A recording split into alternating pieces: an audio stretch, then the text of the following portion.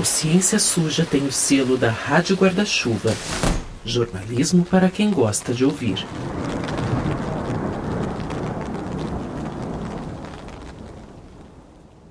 Oi, gente, eu sou o Telro Preste e a gente mal terminou a temporada regular aqui no Ciência Suja e já estamos de volta com a nossa intertemporada. Essa intertemporada, assim como a pré-temporada aqui desse ano, tem o apoio da ACT, Promoção da Saúde. E foi a turma da ACT quem cantou a bola desse episódio, aliás, que tem um tema bem transversal. Se você ouviu o nosso episódio sobre negacionismo climático, você sabe que um dos argumentos dos desinformadores do meio ambiente é dizer que o Brasil não tem espaço suficiente para produzir alimentos, porque tem muita terra protegida. Isso é uma mentira, isso é uma desinformação, porque na verdade a gente tem sim espaço e a gente pode otimizar muito os nossos cultivos. Nessa linha, a gente poderia também priorizar o cultivo de alimentos e menos o de culturas como o tabaco. A gente tem uma nota técnica da CT assinada pelo Walter Palmieri Jr. que toca no assunto.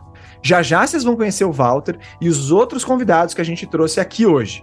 Mas nessa nota, a gente fica sabendo que o Brasil é o terceiro maior produtor de folha de tabaco do mundo e é o maior exportador. Foram 744,2 mil toneladas de folha de tabaco produzidas em 2021, segundo a FAO.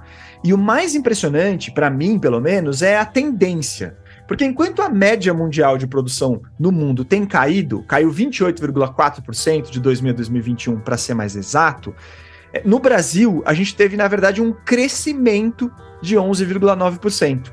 A gente está na contramão, né, nesse sentido.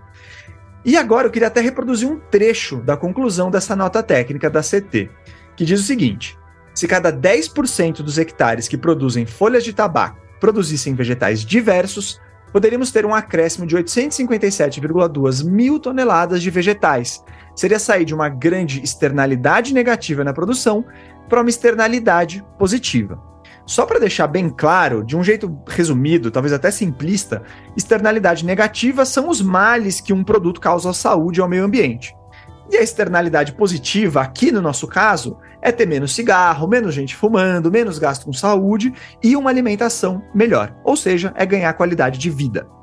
Então, vamos lá, né? Aqui nesse episódio a gente trouxe gente de primeiríssima linha para mostrar como a diversificação de plantios que são hoje dedicados virtualmente 100% ao tabaco trariam mais alimento para o nosso país e poderiam ajudar a combater a fome e a insegurança alimentar. Ao mesmo tempo, a gente quer conversar sobre como a fumicultura nacional criou um processo que chega a ser cruel, de novo aqui na minha opinião, com alguns produtores, que ficam dependentes, né, desse projeto, dessa forma de cultivo. E bom, a gente também vai falar sobre segurança alimentar e sobre medidas que realmente ajudariam a enfrentar esse problema. Como eu disse, o episódio é bem transversal. Então vamos começar a trazer os nossos convidados aqui hoje. Eu vou começar pelo Walter Palmieri Jr., porque ele já foi citado. Walter, tudo bem? Se apresenta aqui pra gente, por favor. Olá, Theo. Eu queria agradecer a oportunidade de estar participando. Eu sou economista, fiz toda a minha carreira na economia, no desenvolvimento econômico, fiz mestrado e doutorado na Unicamp. Hoje eu tenho um canal, né, que eu discuto sobre economia e alimentação, que se chama Comida e Economia, no Instagram, e achei muito interessante, né, pesquisar sobre esse tema tão importante. Perfeito, obrigado, Walter. Além do Walter, a gente está também com a Nayara Cortes Rocha. Nayara, conta aqui quem é você pra gente. Olá, oi Theo, Walter, Marcelo. Eu sou Nayara, eu sou nutricionista, sou secretária-geral da FRIAM Brasil e estou aqui falando pelo Conselho Nacional de Segurança Alimentar e Nutricional, que é o CONSEA, né? Eu sou conselheira do CONSEA também, um prazer estar com vocês. Perfeito. CONSEA que sofreu ataques violentos na gestão passada e que agora está de volta 100%, né? Eu diria assim. Bom, e aqui, nosso terceiro convidado é o Marcelo Moreno. Marcelo, conta pra gente quem é você. Você não é o atacante que jogou no Cruzeiro, né, Marcelo? Não, não sou. Apesar de todo mundo me perguntar isso logo no começo, mas eu não sou. Eu sou Marcelo Moreno, eu sou do Centro de Estudos sobre Tabaco e Saúde, um centro de estudos que é da Fundação Oswaldo Cruz, né, que está associado à Escola Nacional de Saúde Pública Sérgio Aroca. Eu sou engenheiro, mas já trabalho há quase 3 décadas na área de saúde pública. Sempre trabalhei com saúde pública, especificamente com saúde do trabalhador e ecologia humana. E nos últimos 10 anos eu tenho me dedicado a essa questão da fumicultura e os impactos ambientais, impactos sobre a saúde dos trabalhadores. Perfeito, Marcelo. Então eu vou começar logo contigo, e eu sei que essa pergunta aqui por si só já renderia umas 2 horas. Mas se você pudesse resumir para a gente como funciona o modelo da fumicultura aqui no Brasil, né? Porque, pelo que me parece, eu não sei se eu estou enganado, às vezes ele parece que torna o agricultor um pouco dependente desse cultivo, né? Eu não sei como que você enxerga isso. Pois é, a fumicultura, primeiro a gente tem que dizer assim, que o modelo de agricultura que é utilizado é a agricultura familiar. Então a gente vai ter todos os membros, né, todas as pessoas daquela família, ou quase todas, vamos dizer assim, desenvolvendo as atividades de plantio, de cultivo do tabaco, enfim. Então é importante a gente dizer assim, que vai desde a criança, porque normalmente na fumicultura se fala muito que não tem criança, não tem trabalho infantil, mas a gente sabe que tem, e até os idosos. Então todos trabalham. E por que trabalham? Porque normalmente é feito, eles trabalham num sistema que é chamado Sistema Integrado de Produção.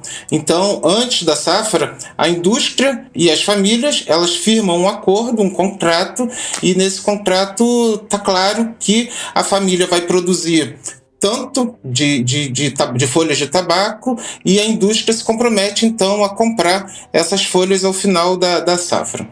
E nesse contrato ali, a indústria se compromete a a vender os insumos que eles vão precisar, a dar orientação técnica, enfim, e a família se preocupa com todo o resto. E todo o resto eu estou tentando dizer assim, todas as questões legais, trabalhistas, de proteção do ambiente, isso tudo é responsabilidade da família. Então, nesse contrato, é um contrato que a gente vai dizer que ele é sempre perverso, porque tudo recai sobre a família. Então, se tiver alguma penalidade, é a família. E aí a gente diz, e você disse que é cruel, né? E eu digo que é perverso, porque normalmente o contrato é feito lá numa quantidade X, e a gente sabe que muitas das vezes as famílias não têm condições daquela produção sem que isso gere bastante mão de obra. E quando a gente fala de mão de obra, a gente está falando assim, contratar pessoas naquele local, às vezes é muito difícil, que isso vai encarecer a produção. Então eles têm lá o sistema deles, que eles vão trocar dias com outras famílias, então um ajuda na colheita agora, depois essa família vem e ajuda na colheita na minha, então eles vão trabalhando dessa forma. Mas, e aí o que a gente diz é assim, é sempre uma quantidade que muitas das vezes a família não tem condições sozinha, né, naqueles membros da família, aquelas pessoas da família, de darem conta. Então, obviamente que a gente vai precisar do trabalho da criança, do trabalho do adolescente, do trabalho dos idosos, todos envolvidos nessa produção. E tem umas questões que são bem perversas, porque assim, quem define o preço é a indústria. E aí a indústria define o preço, e nos contratos normalmente tem uma cláusula lá, um item, não sei se é cláusula, enfim, que diz assim, se a família se recusar a vender por aquele preço que vai ser pago, ela pode se recusar. O contrato garante esse direito, vamos dizer assim, à família. Só que aí ela tem que arcar com frete, porque o frete, desde a propriedade dela até o local de venda, é custeado pela empresa desde que o fumo seja vendido. Se a família se recusar, ela tem que custear tanto a ida quanto a volta. E aí a gente vai dizer assim, uma família que já está endividada, né? Porque ela já adquiriu todos os insumos, ela ainda tem que ter esse custo, muitas das vezes ela fica ali enredada naquilo, sem contar que tem toda uma questão de melhoria no processo de produção, né? Melhora a estufa, agora o canteiro tem que ser dessa forma, e eles precisam fazer essas adaptações. Então, muitas das vezes, a indústria até dá um subsídio não, ela faz um empréstimo para que esses trabalhadores possam fazer as modificações necessárias, e depois, ao longo das safras, ele vai pagando. Então, por isso que a gente diz assim, é essa forma. forma. E a gente sabe que hoje a gente tem mais de 600 municípios no nosso país que produzem fumo, e um número aí perto de 140 mil famílias produzindo fumo no país inteiro, né? Concentrado, obviamente, lá no sul do país, nos 3 estados do sul do país, que concentra ali cerca de 90%, 91% da produção nacional. Acho que tentei ser bem sintético. Não, foi ótimo. E é isso, né? Via esse endividamento de vários pontos, acaba que o agricultor familiar ali, ele fica amarrado, né? Às vezes, nessa questão. E importante isso que você destacou do preço, né, Marcelo? Se eu tiver errado, você me fale, mas às vezes esse preço ele é definido ali na hora que se avalia a qualidade do fumo, né? E quem define também a qualidade do fumo, muitas vezes, são associações que estão vinculadas à indústria, né? Então você fica muito refém desse processo do começo ao fim, né? Sim, eu vou só complementar uma coisa, que a perversidade não acaba só nesses pontos que eu falei, né?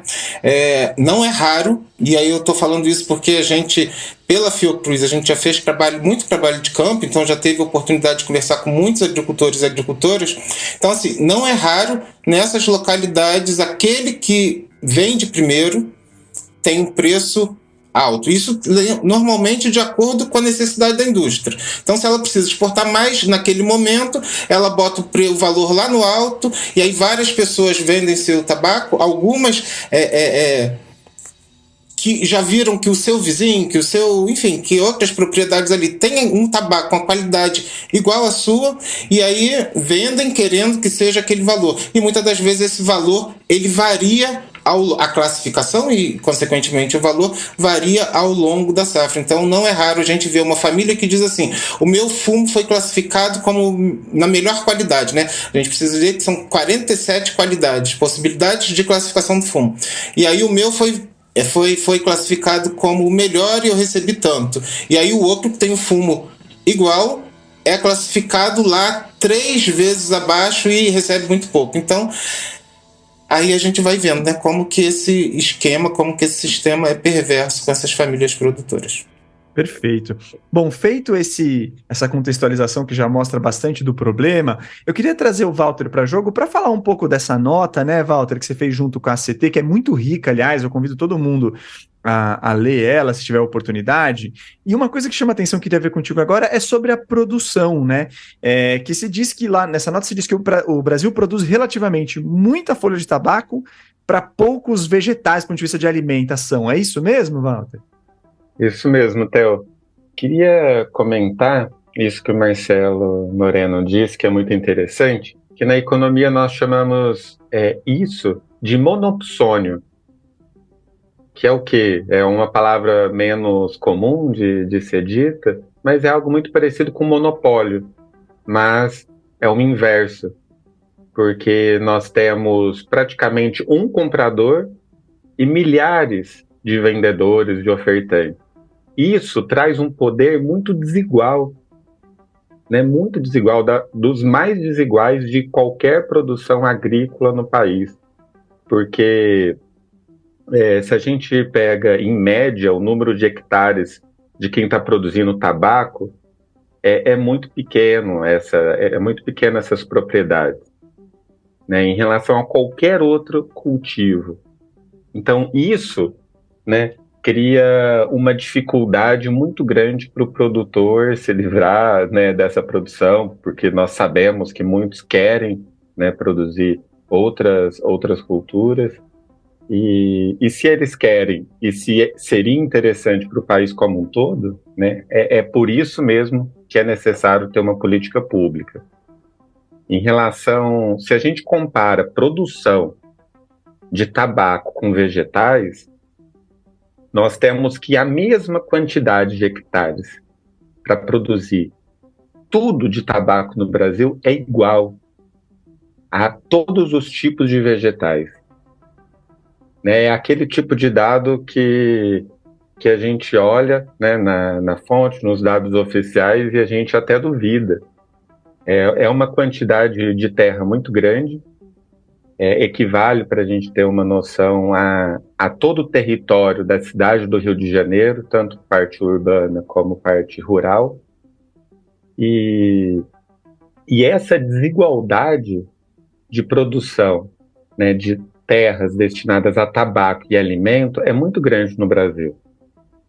Outros países que produzem muito tabaco, por exemplo, a China. A China dedica, sim, mais terras, né, para a produção de tabaco, cerca de 2,7 vezes mais, só que dedica 67 vezes mais para a produção de vegetais, né? 7,3 vezes para a produção de frutas, 17, quase 18 vezes mais para a produção de arroz.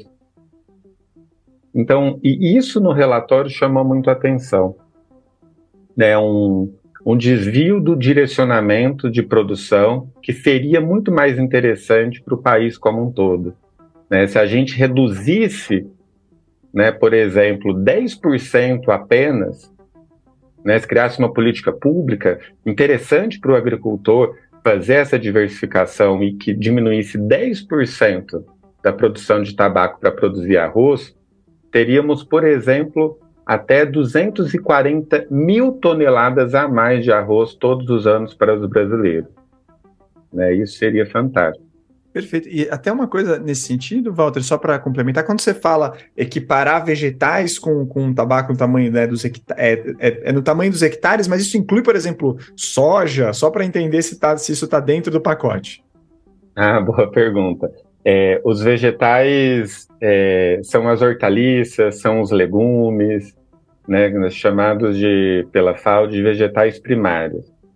Então, imagina, todas as hortaliças, alface, couve, pepino, cenoura, beterraba, todos esses em conjunto. Agora, se comparar com soja, né, de forma alguma. Porque justamente o que o Brasil dedica mais de terra é aquilo que tem um alto valor para exportar, né? O tabaco incluído, mas mais que tabaco, soja, milho, açúcar. Bom, legal, Walter. E aí eu acho que a gente pode fazer uma migração rápida, mas em cima do que você falou também, né, do ponto de vista, olhando agora para a alimentação. E aí, Nayara, eu queria ver contigo, né? Acho que é importante a gente ter isso na cabeça, porque a gente vai discutir a seguir, mas assim, o que define insegurança alimentar, né? E quais aqueles 3 tipos clássicos que a gente tem para aí a gente avançar nesse debate da diversificação da cultura da produção de alimentos? Então, Zé, a gente classifica a insegurança alimentar, né? A insegurança alimentar, como o nome diz, é quando as pessoas não têm ali a estabilidade, a segurança de que elas vão poder se alimentar de forma adequada no dia seguinte ou daqui a um mês, né? Então, a gente usa aqui no Brasil uma escala, que é a Escala Brasileira de Insegurança Alimentar e Nutricional, que ela classifica essa insegurança em 3 tipos, né? A insegurança alimentar leve é quando a pessoa começa a ter uma preocupação sobre a capacidade de obter alimentos no futuro próximo, né? E também sobre o comprometimento da qualidade da alimentação. E aí, assim, a gente trabalha com o conceito de direito humano, alimentação adequada. O medo já é uma violação de direito humano, né? Então, se a gente tem medo de talvez não se alimentar de forma adequada ou não conseguir alimentar a nossa família de uma forma adequada, a gente já está ali tendo o nosso direito violado em alguma forma. Então, a insegurança leve diz respeito a essa preocupação com a capacidade de obter alimentos no futuro próximo. A insegurança alimentar moderada, ela diz respeito a uma alteração no padrão usual da alimentação, principalmente entre os adultos, né? Então, a gente vai precisar reduzir um alimento mais saudável para ter alimento para a família até o fim do mês, por exemplo.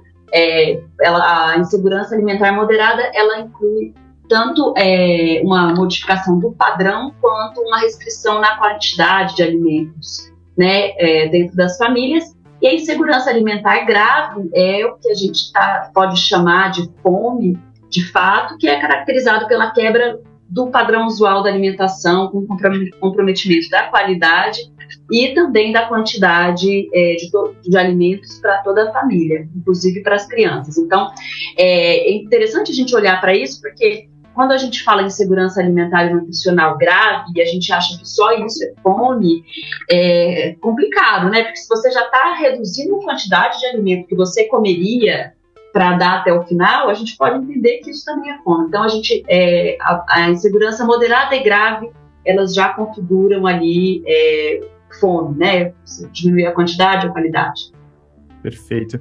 E os dados, eles são muito inquietantes, né? A gente pega dados, por exemplo, do Vigisan ali, e fica na ordem de 30% se a gente juntar a moderada e a grave, né? Como você reiterou aqui, né, Nayara? E se a gente colocar ainda a leve, a gente vai para mais de metade, né, da população, segundo esse inquérito. Então, é uma situação muito inquietante, muito preocupante mesmo que a gente está. E eu queria entender se o modelo de produção, exportação agrícola aqui no Brasil, se ele de alguma forma tem a ver com isso. O que tem contribuído para essas altas taxas? Então, essa é uma discussão muito interessante, né? Porque a gente entende que o direito humano à alimentação, ele é realizado ou violado a partir de um contexto, né? Que é um contexto de segurança de sistemas alimentares, né? Então, se no nosso passado remoto a gente precisava caçar, precisava produzir alimentos, e aí isso gerava fome, hoje em dia a gente tem uma produção, uma capacidade de produção de alimentos que daria para alimentar a população mundial com muita tranquilidade. O que acontece é que esse sistema alimentar, que é o que define quem come e quem não come, né? Ele define também o que a gente produz no solo, define qual é o preço da comida no final, como é que a gente acessa alimento, né?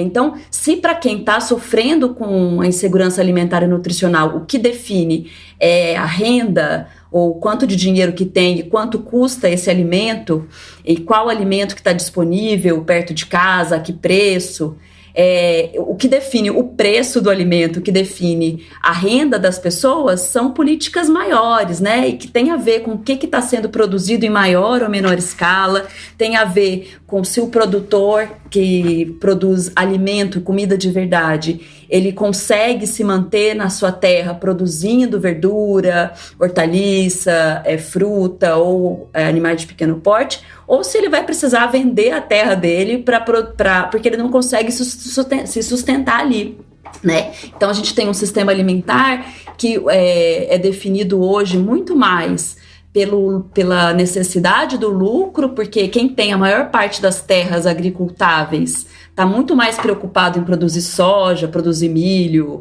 aquilo, como a gente está dizendo, né? Produzir tabaco. E isso não é alimento, né? Assim, então, acaba que a gente tem uma produção muito grande de commodity, que não é alimento no final, e uma produção menor de alimento, especialmente alimento adequado e saudável, né? Produzido sem agrotóxicos, sem transgênico.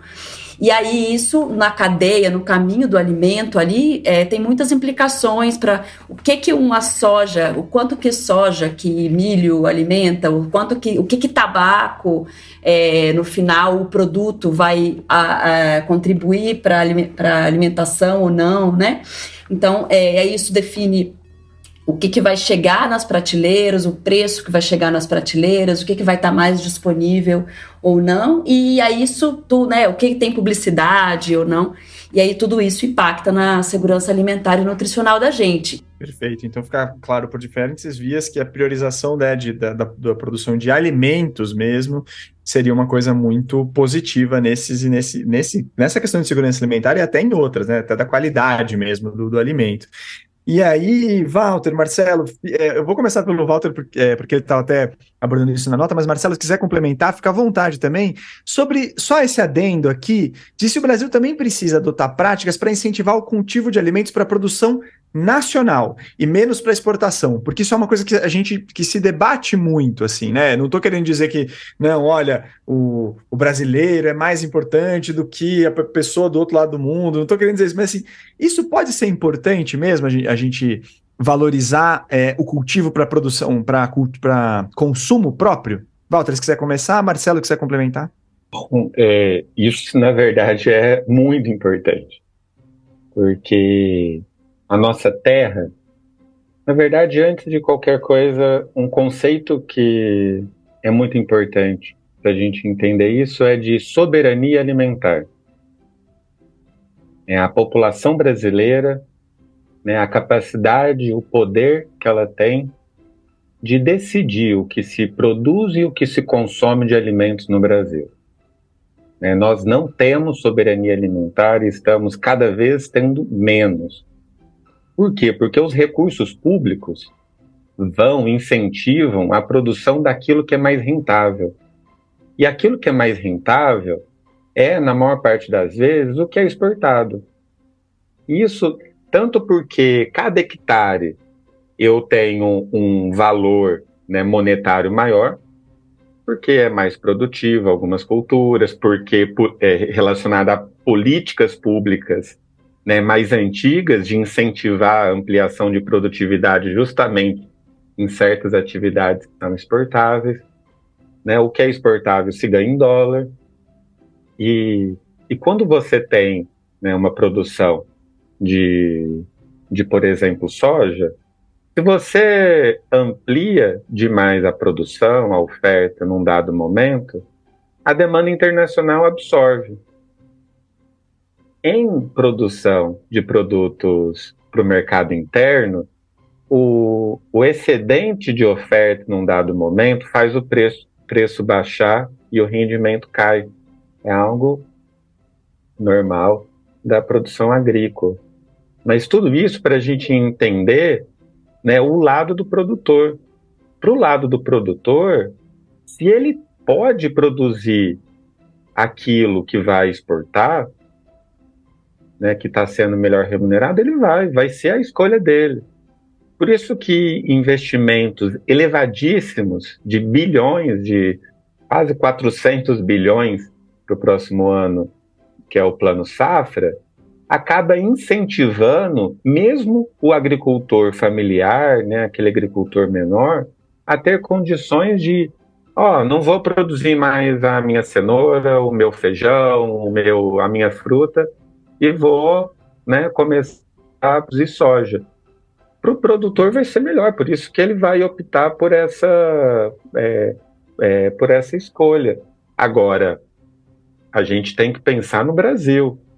Quanto mais a gente produz produtos para exportar, menos você tem de oferta para o mercado interno. Isso que faz a gente entender a inflação de alimentos nos últimos anos.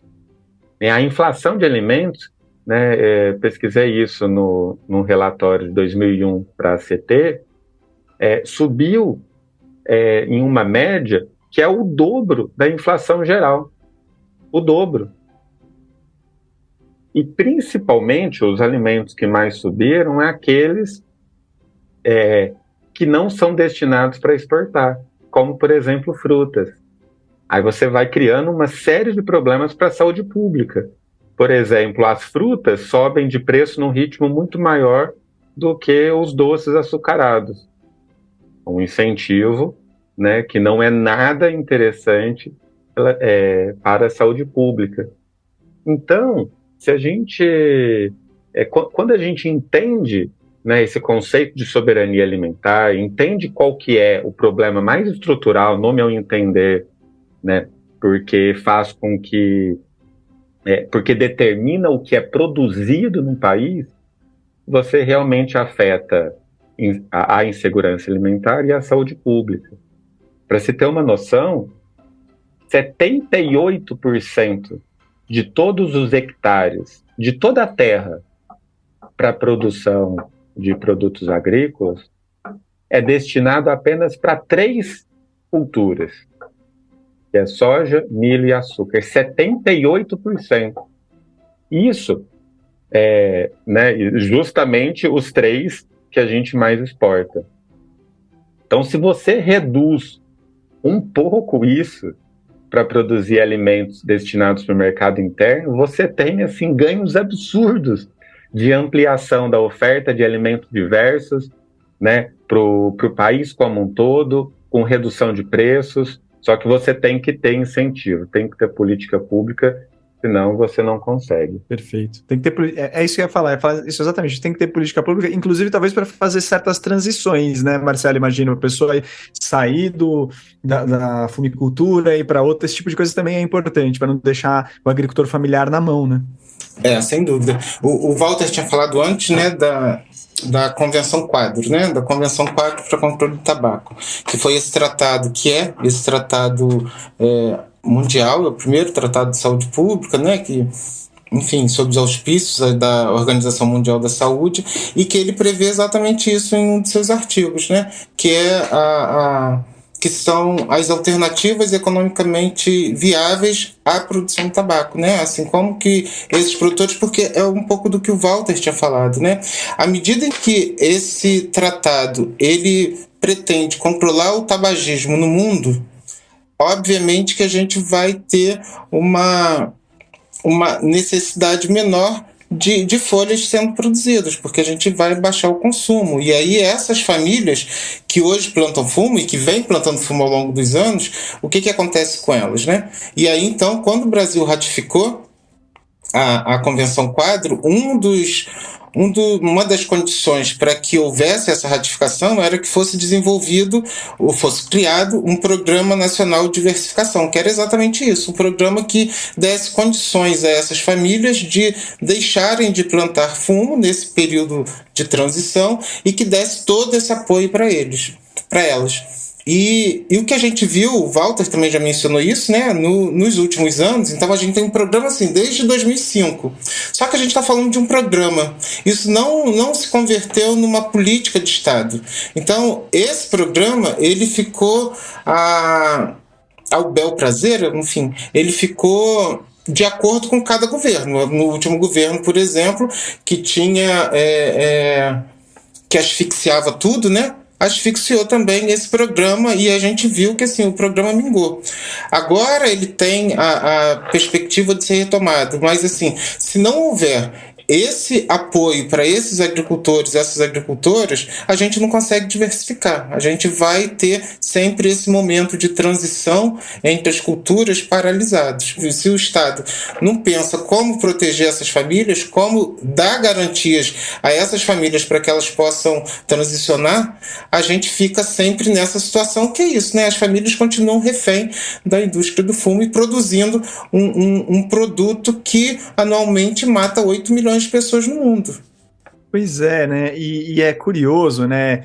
Porque se fala, mas às vezes o cara que planta tabaco, ele ganha mais dinheiro, né? E aí eu queria ver contigo, Marcelo, sobre qualidade de vida. Assim, a vida do agricultor, no fim das contas, melhora quando ele diversifica. E só para te dar um insumo, né? A gente tem inclusive pesquisas da Universidade de Pelotas, ali, Universidade Federal de Pelotas, falando que 65% tem desejo de, né, sair da plantação de tabaco, né? Outros trabalhos mostram que algo em torno de mais de 2/3 das famílias produtoras de tabaco queriam pelo menos diversificar ou até interromper, né, o cultivo. Então, aonde que tá pegando? Porque, se ele tá ganhando mais dinheiro, o que ele tá reclamando, tá querendo sair, Marcelo? Conta pra gente um pouco essa história.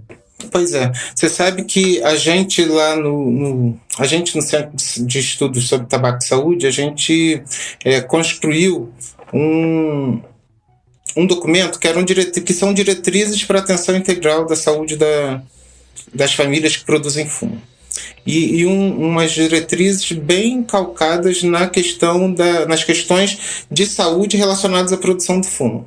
Isso fez com que a gente tivesse contato com mais de 100 famílias produtoras. E é exatamente o que essa pesquisa da UFPEL ela mostra. Assim, quando você conversa com os agricultores, todos falam, se eu tivesse condição de parar de plantar fumo, eu pararia. E aí a gente pergunta sempre assim, por que você pararia? Se dizem exatamente as perguntas que você fez, que dizem que é tão rentável, né? E eles falam assim, porque minha saúde, a minha qualidade de vida, minha e da minha família, seria muito melhor. E aí melhor por quê? Porque quando a gente pensa na fumicultura, a gente sabe que a gente está falando de uma produção que ela é totalmente manual. O que a gente tem de mecanização é irrisório, se é que tem. Então é todo manual. E aí normalmente a gente está falando de produção de 20 mil pés, de 80 mil pés de tabaco, de 100, a gente já foi em famílias que produziam 150 mil pés de tabaco. E se a gente pensar que a gente está tratando de planta por planta, porque, por exemplo, tem um período do cultivo, que é o período que se chama de capação, que é um período em que é importante que tire as flores para que os nutrientes daquela planta eles possam ir para as folhas. E aí é onde tem, né, a qualidade do fumo. Isso é feito de planta em planta. E aí a gente começa a pensar assim, isso é feito de planta em planta e utilizando um antibrotante, utilizando um produto químico que vai causar danos à saúde desse agricultor. E se a gente fala que é uma produção familiar, a gente tem que lembrar o tempo todo que assim, que a família está envolvida. Então tem criança naquela área ali que vai estar envolvida. Quando a gente fala nos tratos culturais lá e que eles usam muitos agrotóxicos, a gente está falando dessa contaminação. E não só dessa intoxicação, dessa intoxicação das pessoas da família que vão entrar nessa cultura e vão se intoxicar, enfim. Mas a gente está falando também da contaminação dos compartimentos ambientais, né? A gente está falando de contaminação de ar, de água, solo, e aí aquela comunidade ali ela é toda afetada. Então, quando a gente pensa que a diversificação, se ela estiver seguindo os pressupostos, né, da agroecologia, por exemplo, e que a gente deixa de utilizar esses produtos químicos, só aí a gente já vai pensar assim, já tem uma qualidade de vida, não só para quem está cultivando, mas para quem também vai consumir, porque vai consumir alimento mais saudável e não vai consumir, e como eu disse antes, um produto que mata 8 milhões de pessoas. Se a gente pode falar só dos agrotóxicos, mas a gente pode falar de outras situações também, porque pensa numa folha de tabaco que as primeiras folhas elas começam a ficar maduras e vão ser colhidas ali bem próximo ao solo. Então vocês podem imaginar a postura que essas pessoas vão ficar ao longo desse processo de colheita, por exemplo. Então imagina os distúrbios osteomusculares que isso vai causar. E uma série de outras questões. Se a gente pensar na questão do endividamento, de quanto que eu vou receber ao final, se eu vou conseguir arcar com tudo que eu já investir nessa produção, então a gente vai falar daqueles transtornos psiquiátricos menores, a gente vai falar de depressão, de ansiedade, enfim, de uma série de outros problemas. Então, quando diversifica, a gente muda a forma de plantar, a gente muda essa relação com a terra, a gente tem uma melhoria na nossa qualidade de vida, não só da família, mas daquela comunidade toda no entorno. E o grande problema que a gente tem é esse, que, como eu disse antes, assim, falta uma política forte de Estado, porque a indústria do tabaco, com seus orientadores, eles estão lá diariamente com esses agricultores. E o Estado, ele não está.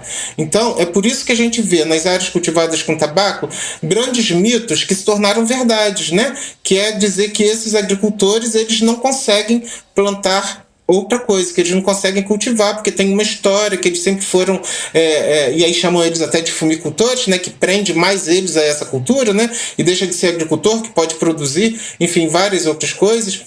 E então esse é um grande problema. Eu ouvi, né, eu escuto os podcasts, eu fiquei pensando assim, tomara que o Theo me faça essa primeira pergunta, uma pergunta que você fez lá que eu adorava, assim, algo parecido, não sei se eu estou falando certo, mas assim, você acredita na indústria do tabaco? Você fez essa pergunta num deles que eu adorei, eu falo, tomara que ele faça essa pergunta, porque eu vim com a resposta. Fiquei frustrado que você me perguntou, né, e aí aqui agora eu vou dizer assim, é óbvio que a gente não pode... Marcelo? Ah, obrigado.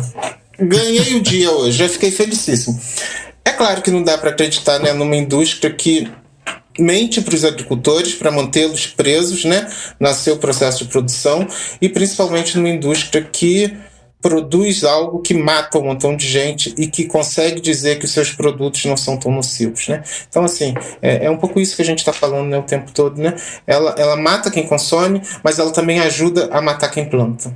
Perfeito. Importante só fazer algumas coisas, alguns pontos aqui. Primeiro, que muitas dessas cidades que estão envolvidas nessa produção do tabaco têm taxas preocupantes, por exemplo, de suicídio, né? São alguns índices que colocam a gente aí para a gente mais como levantadores de hipótese, é verdade, mas é importante a gente ter esse olhar para esse tipo de dado.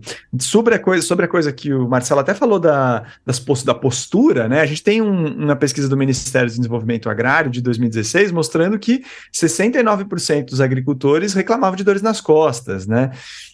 E tem uma outra coisa nesse mesmo levantamento que fala que 48% sofreram com vômitos durante a colheita. E talvez, Marcelo, só se a gente pudesse arrematar contigo a tal da doença da folha verde do tabaco, né? Se pudesse só trazer esse ponto para a gente. Sim.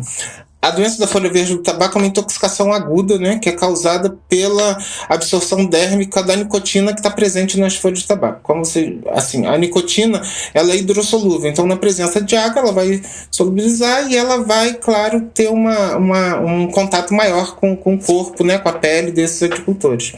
E é o que a gente tem. A gente tem, então, uma intoxicação aguda que foi já identificada cientificamente, né, evidenciada cientificamente aqui no Brasil, lá em 2007, 2010, mas que já é conhecida dos agricultores e agricultoras. Se a gente for falar academicamente, desde a década de 70 o mundo já conhece esse problema de saúde.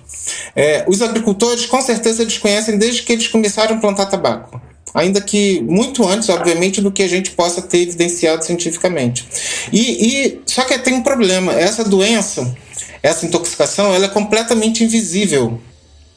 E ela é invisível por vários motivos. Eu vou dizer para vocês assim, ela é invisível porque, como a gente já falou antes, assim, são poucas pessoas que têm que dar conta de uma produção muito grande daquela família. Então eles não podem muito se dar o luxo de se recuperar de uma intoxicação, que é vômito, tontura, enfim, esse mal-estar todo, que eles chamam nas áreas cultivadas de tabaco como bebedeira do fumo, ou porre do fumo, porque eles dizem que os sintomas, né, os sinais e sintomas ali, são parecidos com esse de uma bebedeira mesmo, enfim, de um porre.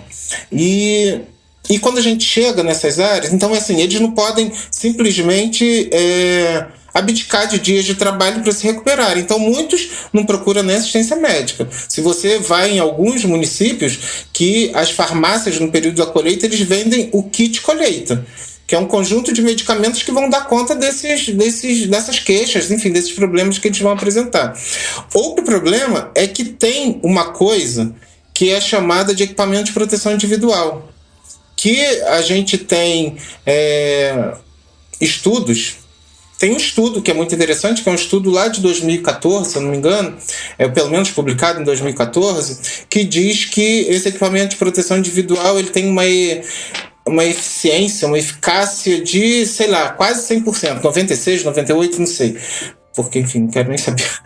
Mas aí quando você vai ver, quem financiou esse estudo foi a indústria do tabaco, foi o Sindicato das Indústrias de Tabaco. E aí a gente vai dizer assim, dá para acreditar nessa indústria? Aí eu vou te responder de novo, claro que não, né? Dá para acreditar nesse estudo? Mas por outro lado, a própria UFPEL, em 2016 ou 2017, publicou outro estudo que fez com os agricultores que mostra exatamente que não tem essa eficiência toda, que os caras se intoxicam. Intoxicam por quê? Porque é um tecido, é uma roupa que bem simplesmente falando, eles cozinham o trabalhador, porque eles não permitem a troca térmica.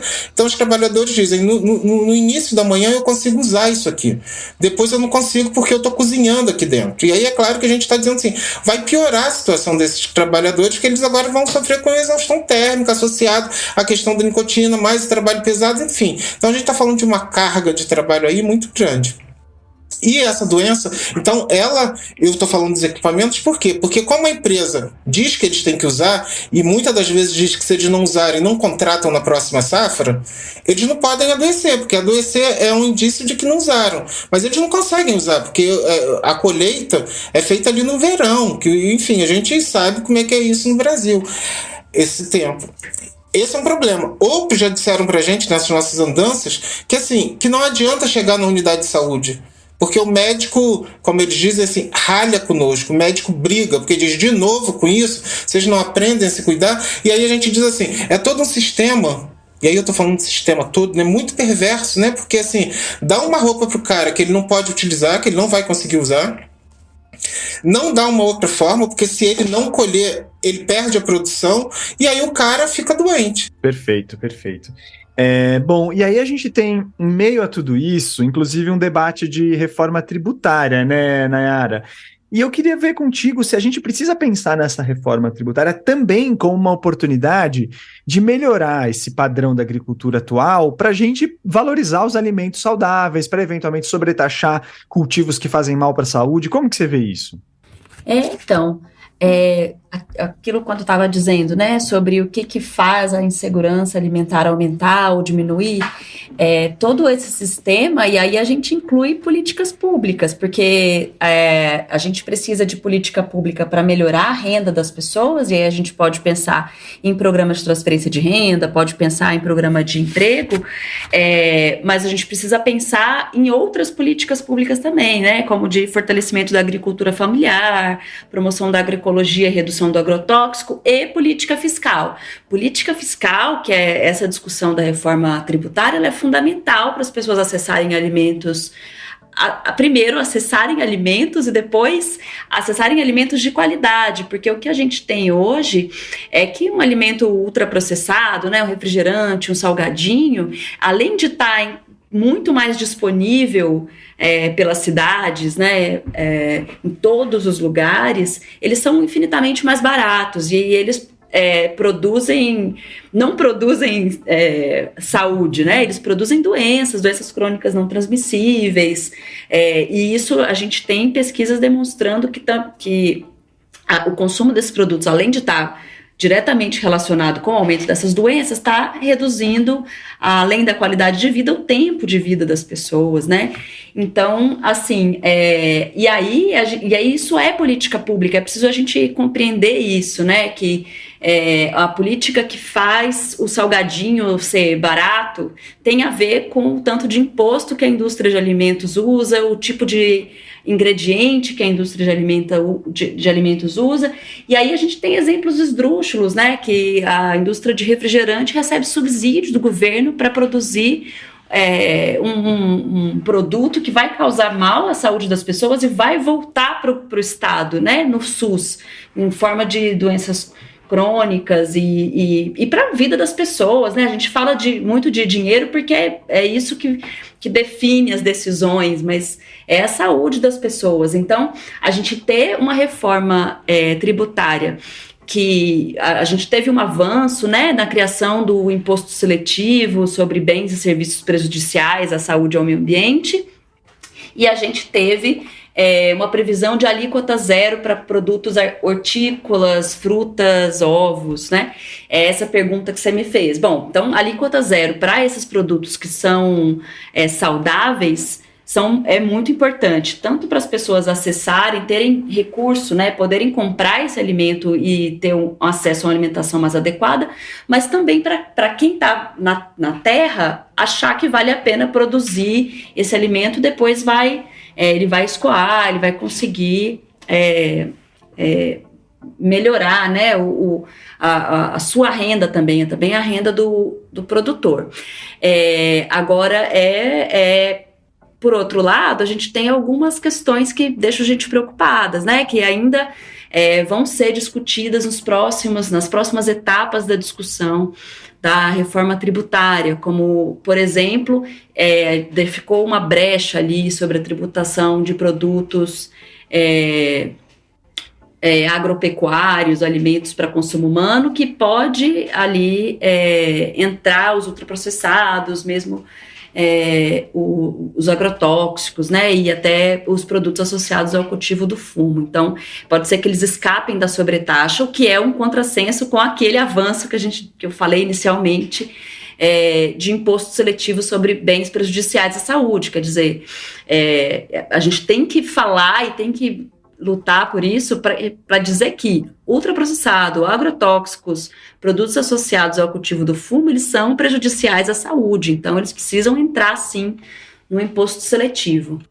É o debate da tal da cesta básica, ali, né, do kit, ali, do que está entrando naquele kit que pode gerar as isenções, né, Nara, que é uma coisa que a gente não pode perder de atenção conforme esse debate for avançando, né? Perfeito, é exatamente isso, né? E aí essa é uma outra discussão que é fundamental para as próximas etapas, né? A gente definir quais são os itens da Cesta Básica Nacional de Alimentos que vão ter alíquota zero, né? A gente precisa que essa cesta básica, ela se oriente pelo Guia Alimentar para a População Brasileira. O que o Guia Alimentar para a População Brasileira Ele orienta que a gente precisa se alimentar principalmente de alimentos in natura e minimamente processados ou ingredientes culinários. No final, isso quer dizer que é alimento que a gente sabe o que tem ali dentro, né? Não é uma coisa que foi para a indústria e voltou e a gente não tem a menor ideia do que tem ali dentro. É fundamental a gente ter uma cesta básica saudável, né? Essa é uma discussão a próxima que a gente precisa estar muito atento. Pequenos de olho, então. Bom, gente, já estamos aqui há um bom tempo nesse papo. Eu queria colocar assim, né, o Walter e o Marcelo para jogo, para os recados finais deles aí também, e para eventualmente, se eles quiserem abordar aqui, daí a gente fecha com você, tá, Nayara? Pode ir quem vocês quiserem. Vou aqui sortear aqui na minha telinha. 3, 2, 1, bateu o Walter aqui. Bom, o que a Nayara disse sobre a questão tributária é muito importante. Né, um dado que eu acho que nos preocupa é que produtos, insumos como, por exemplo, agrotóxico, vai ter uma diminuição da alíquota, e isso é muito prejudicial, porque o Brasil já é o maior importador do mundo de agrotóxico. Nos últimos 5 anos, em termos de toneladas importadas, mais que dobrou. Então, enquanto outros países estão diminuindo o ritmo de uso, de importação de agrotóxico, o Brasil está indo no caminho exatamente oposto. E o que essa reforma tributária faz é incentivar isso. Incentivar uma produção, né, não agroecológica, não orgânica. E que vai beneficiar principalmente, né, o que a gente tinha falado, os grandes produtores de commodities exportáveis. O preço, ele é um verdadeiro farol na economia. Ele é um verdadeiro farol porque ele direciona tanto o que vai ser produzido como aquilo que vai ser consumido. Se você barateia a produção, né, de alimentos, de produtos, commodities que não são orgânicos, com muito uso de agrotóxico para ampliar a produtividade, é isso que será feito. E se você tributa de uma forma igual um produto ultraprocessado e um produto, né, saudável, você não está fornecendo os incentivos. O produto ultraprocessado ele já tem alguns benefícios do ponto de vista econômico para o consumidor, porque ele oscila menos de preço. A indústria de ultraprocessados consegue, né, uma logística, já que colocam enormes quantidades de aditivos e conservantes, faz com que o seu produto, né, chegue nas 5.500 cidades do Brasil de uma forma muito rápida, muito constante, com pouca oscilação de preço. E ter o mesmo tributo que o alimento saudável, né, isso, né, ao meu ver, não pode de forma alguma, é um desincentivo à saúde pública. Um abacaxi, né, fruta, não pode ter o mesmo tributo que um suco artificial de abacaxi que nem tem abacaxi. Tá certo. Marcelo? Pois é, eu acho que assim, indo nessa linha, né, de pensar essa redução de tributos para agrotóxicos, a gente não pode esquecer, como você disse, e o Walter e a Nayara também já falaram assim, que a gente está falando, os agrotóxicos, eles geram externalidades negativas, né? Assim, eles causam doenças, eles causam mortes por intoxicações agudas, doenças crônicas como câncer, além de produzir todo um sofrimento para as famílias, né? E essa conta depois, quem paga é a própria sociedade, né?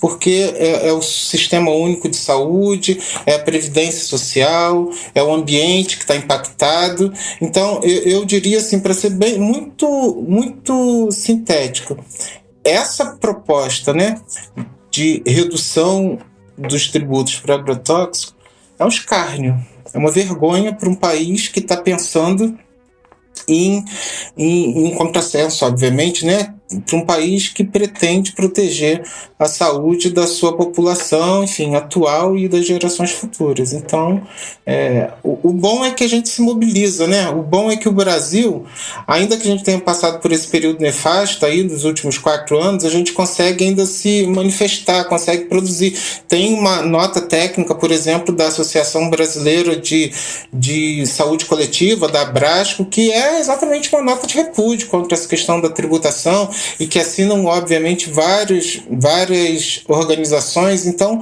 eu acho que é isso, assim, é a gente mostrar que a gente não quer o que mata a gente, né?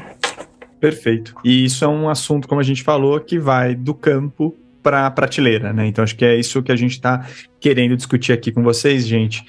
Nayara, algumas palavras finais? Sim, eu estava aqui pensando isso, né? Que a indústria de ultraprocessados, ela atua de uma forma muito parecida com a indústria do tabaco, né? É importante a gente ficar atenta a essas coisas, que todo esse discurso da liberdade de escolha, eles gostam de dizer que não tem evidência, né? Agora tem dito isso também sobre os alimentos ultraprocessados, não tem evidência.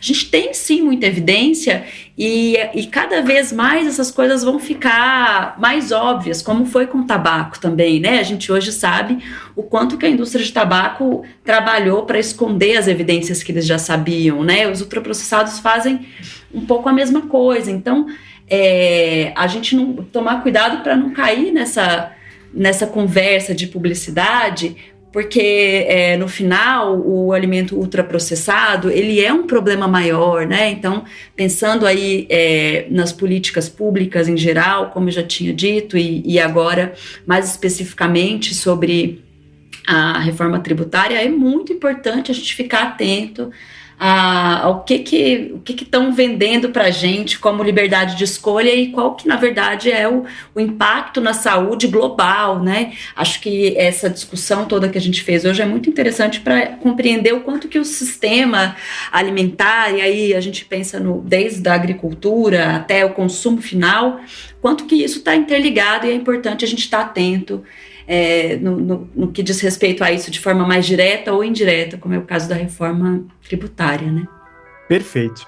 Bom, gente, com isso eu acho que a gente consegue encerrar, pelo menos aqui com esse sobrevoo desse tema que a gente propôs para vocês. Eu queria agradecer demais. Obrigado, Nayara. Obrigado, Walter. Obrigado, Marcelo, por estarem aqui com a gente hoje, né? Lembrar para vocês também que toda essa intertemporada tem o apoio da ACT, que também fez essa sugestão de pauta riquíssima aqui pra gente. O ano de 2023 do Ciência Suja tem todo o apoio do Instituto Serra Pilheira, que promove a ciência e a divulgação científica no Brasil, né? E para você que está aqui acompanhando a gente sempre lembra, né? Vai conversar com a gente nas nossas redes sociais, pode ser no Twitter, pode ser no Instagram, pode ser até no Facebook. A gente tem um e-mail também, o cienciasuja@gmail.com, para vocês mandarem suas críticas, elogios, feedbacks, o que vocês acharem que vale a pena, não deixem de falar com a gente. Também aproveita, entre no nosso site, o cienciasuja.com.br. Se tiver sobrando um capilézinho, um restinho ali, considera fazer o nosso financiamento coletivo. A partir de R$10 por mês, vocês já ajudam muito a gente. Tem diferentes planos com diferentes bônus também para vocês. E essa é uma forma que a gente consegue garantir o nosso projeto, né? Lembrando para vocês também que mês que vem tem mais um episódio aqui dessa nossa parceria com a ACT. Então, a gente não deixa de falar, né, vai ter mais coisa quente, enquanto a gente está aqui também em paralelo, né, cultivando, já que o tema é esse, a nossa segunda temporada deste ano, né, a nossa 4ª temporada no total. Pela primeira vez, Ciência Suja vai ter 2 temporadas no ano, então aguardem que vem mais coisa boa por aí. Bom, fazendo uma ficha técnica aqui rápida para vocês.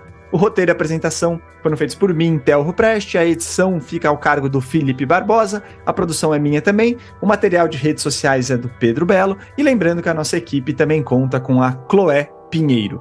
Gente, mais uma vez, muito obrigado para você que está ouvindo a gente, um grande abraço, tchau, tchau, até!